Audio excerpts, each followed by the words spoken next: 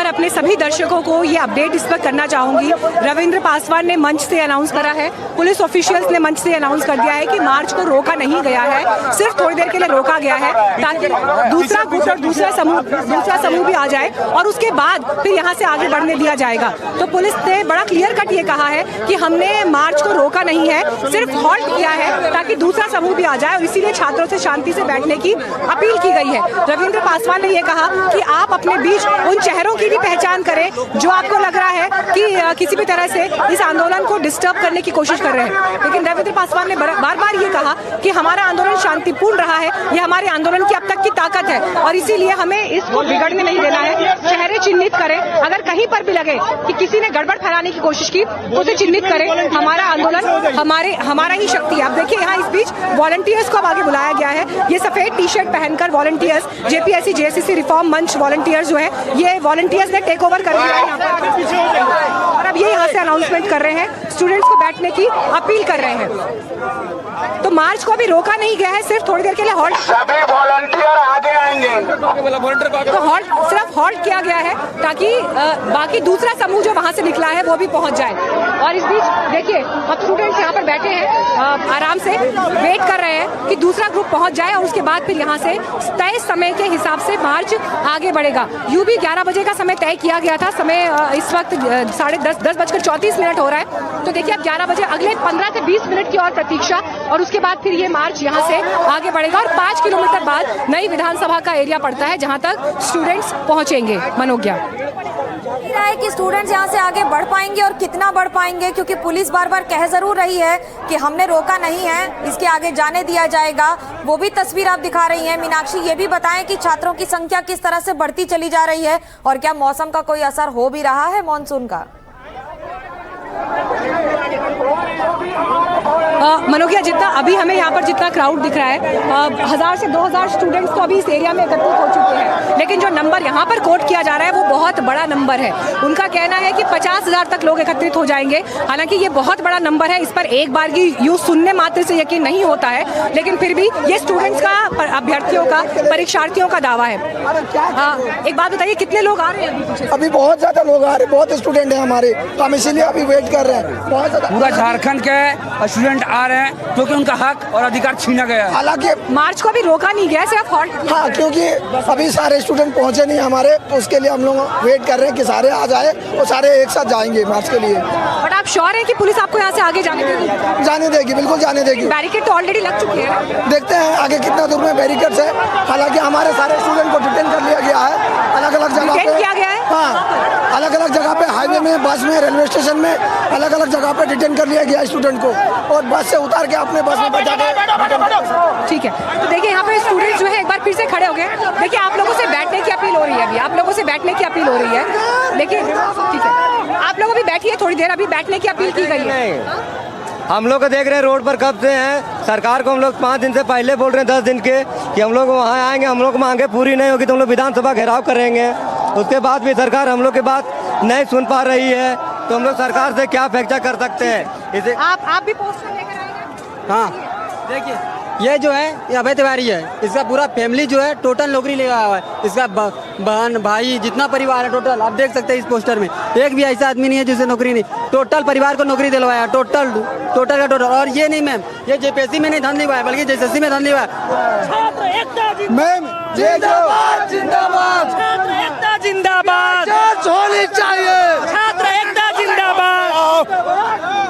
हेमंत सोरेन होश में आओ, होश में आओ, हेमंत सोरेन होश में आओ, होश में आओ, होश में आओ। सेटिंग गटिंग नहीं चलता, नहीं चलता, सेटिंग गटिंग नहीं चलता, नहीं चलता, नहीं चलता। सीट बेचना बंद करो, बंद करो, बंद करो, सीट बेचना बंद करो, बंद करो, बंद करो, सीट बेचना बंद करो, बंद करो, बंद करो। हेमंत सोरेन होश इस में पूरे आओ। आंदोलन का एक थीम सेटिंग वेटिंग नहीं चलता, सीट नहीं बेचती, ये नेशनल एंथम इस आंदोलन का पूरा बन चुका है, क्योंकि बीते लगातार कई दिनों में ये गीत हमने आंदोलन से गूंजते हुए सुना है और अब सीधे मुख्यमंत्री के खिलाफ यहाँ पर नारेबाजी हो रही है। मुझे एक बात बताइए, आपका नाम क्या है? समीर जसूरिया। समीर, आप लगातार नारेबाजी कर रहे हैं और आप लगातार ये कह रहे हैं कि स्टूडेंट्स की बात को, मांगों को माना जाए।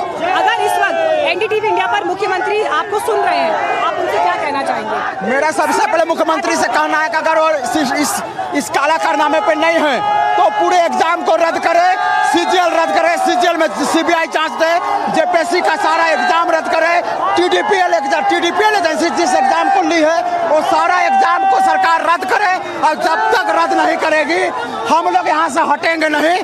हम लोग की मांग चलिए, इस बीच बैरिकेड खुल गए हैं। मनोज्ञा, मैं आपको दिखा रही हूँ, इस बीच हम जब समीर से बात कर रहे थे, बैरिकेड्स खुल गए हैं, रास्ता खुल गया है आगे, और अब यहाँ से आगे हम लोग बढ़ रहे हैं। और ये देखिए, हम स्टूडेंट्स के साथ ही लगातार इस मार्च का हिस्सा बने हुए हैं। 4 से 5 किलोमीटर का सफर, क्या ऐसे ऑन फुट जर्नी हो पाएगी? पैरों पर ही यहाँ से आगे तक चल पाएंगे? हम लोग 10 किलोमीटर का दौड़ चुके हैं। हम लोग 10 किलोमीटर चल अपना हक लेके रहेंगे मैम, जिस प्रकार चलेंगे आज जैसे भी लेंगे, लेकिन लेके रहेंगे हैं। और जब तक ये सारा एग्जाम रद्द नहीं होगी हम लोग यहाँ से हटेंगे नहीं, क्योंकि जब से हेमंत सोरेन की सरकार आई है 2019 से लेकर 7 साल हो गया, 26 हो गया, सारा एग्जाम रद्द हो रहा है। सारा एग्जाम में सेटिंग जा रहा है, सारा एग्जाम को बेचा जा रहा है। नहीं, लेकिन आपकी एक बात कि हम 10 किलोमीटर दौड़ चुके हैं, रन कर चुके हैं, ये रास्ता हमारे लिए कुछ नहीं, लेकिन मुझे ये लगता है कि ये एक बड़ी अग्नि परीक्षा सरकार के लिए भी है और स्टूडेंट्स के लिए भी इसलिए है कि यहाँ से अगर व्यवस्था बदलती है तो शायद वो सबसे बड़ा टेक अवे होगा इस आंदोलन का। हाँ, अगर सरकार सिस्टम सुधार देती है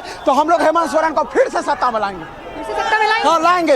अगर व्यवस्था सुधार देती है तो, और नहीं तो फिर अगला 25 साल तक हेमंत सोरेन राज करने के लिए नहीं सोच पाएंगे हम। तो देखिए मनोज्ञा, ये एक बड़ी बात है यहाँ पर कि स्टूडेंट्स बड़ा साफ स्पष्ट कह रहे हैं कि हमारी नाराजगी या हमारी कोई दुश्मनी नहीं है सरकार से या हेमंत सोरेन से। हमारी मांग माने, एक्शन ले, फिर वोट मांगने आए, हम दोबारा सत्ता में पहुँचाएंगे, लेकिन इन व्यवस्थाओं को सुधारना पड़ेगा जो यहाँ पर परेशानियाँ दिख रही हैं। व्यवस्था सुधारना चाहिए। हम लोग सिस्टम से त्रस्त हैं।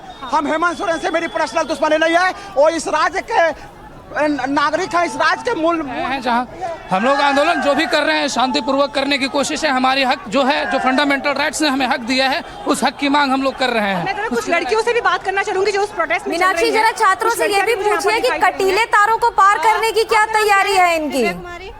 आप लोग सब इस मार्च में चल रहे हैं आगे, ये आपको लग रहा है पूरा विधानसभा तक पहुंच पाएंगे? हाँ जी बिल्कुल। घर में बताकर आए हो कि आप लोग मार्च में जा रहे हो या घेराव कर रहे हो? हाँ, बताकर आए हैं। क्या आप घर में पेरेंट्स ने क्या कहा? पेरेंट्स ने बोला ठीक है जाओ प्रोटेस्ट करो, अपने हक के लिए लड़ना, कोई खराब नहीं है। कोई चिंता नहीं थी कि वहाँ पर अगर कुछ दिक्कत हो गई, कुछ परेशानी? सारे पेरेंट्स को तो चिंता रहती है, लेकिन क्या करें, अपना हक के लिए तो हम लोग को लड़ना ही पड़ेगा ना, बस इसलिए आ गए हैं।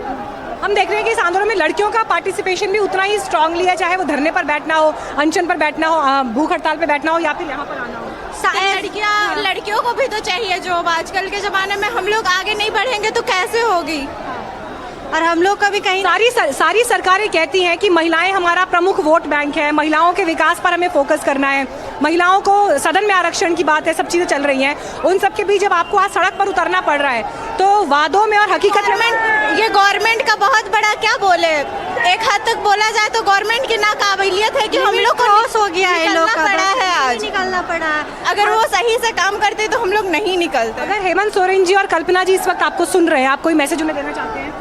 यस, हमारी मांगे पूरी करें और ढंग से हम लोग को मौका चाहिए जॉब के लिए। हम लोग अपने काबिलियत पे लेंगे, हम लोग को पैसा देने, मेहनत कर रहे हैं हम लोग का उसका फल नहीं मिल रहा है। देखिए, बात मेहनत की है, बात कॉम्पिटेंस की है।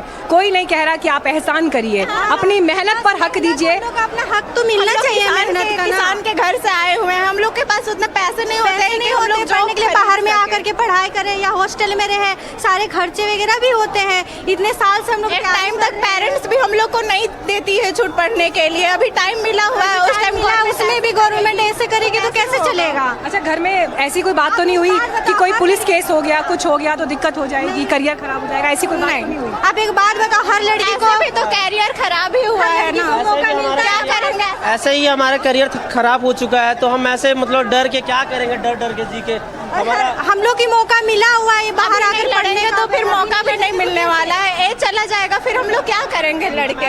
मनोज्ञा, देखिए, मैं जितने अभ्यर्थियों से, परीक्षा की तैयारी कर रहे युवाओं से बात करती हूँ, एक बात बड़ी साफ है, जब आपके पास खोने के लिए कुछ नहीं बचता तो फिर वो डर भी नहीं रहता जिससे आपको डराया जाता है बड़े कदम उठाने को लेकर, चुनौतीपूर्ण कदम उठाने को लेकर, और वो सब इन चेहरों में, इन आंखों में जाहिर है। हाँ, आप कुछ कहना चाहते हैं? देखिए मैम, ये जेएसएससी का सचिव है, सुधीर गुप्ता नाम है इसका।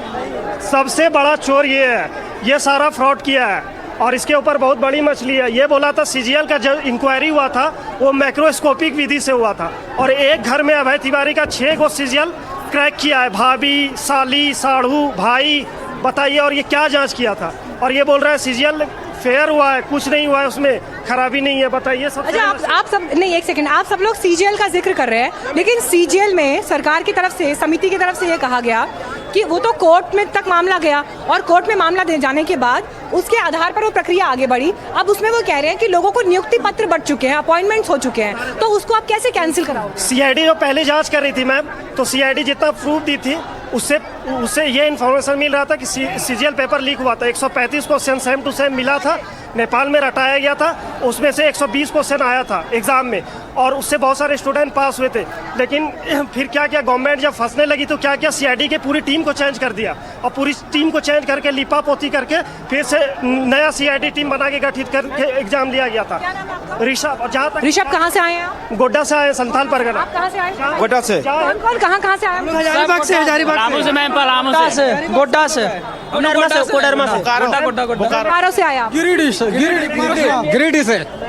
मैम 11वीं 13वीं की जेपीएससी जो हुई है उसमें बहुत बड़ा करप्शन हुआ है। उसमें मैम हाई कोर्ट से ऑर्डर आया कि हम लोग को कॉपी दिखाया जाए, बावजूद इसकी कॉपियां नहीं दिखाई गई है। तो साफ साफ है कि जेपीएससी जो है, आयोग जो है, कोर्ट की अवहेलना कर रहा है। तो ऐसे में हम लोग कोर्ट से भी जो निर्णय आ रहा है उसको भी नहीं माना जा रहा है। एक मैं आरोप पर भी आप लोगों से जवाब लूंगी। एक आरोप जेएमएम की तरफ से लगाया गया कि छात्र तो मान रहे थे, समिति में जब बातचीत भी रखी तो काफी शर्तों पर सहमति बन गई थी, लेकिन स्टूडेंट्स को बीजेपी भड़का रही है, बाकी तत्व हैं जो भड़का रहे हैं। क्या ये स्टूडेंट्स वो खाली बरगला में ऐसा कुछ नहीं है। हम लोग का मेन मुद्दा था सीजीएल का मुद्दा पर उन लोग आ ही नहीं रहा है, जेपीएससी पर आ रहा है।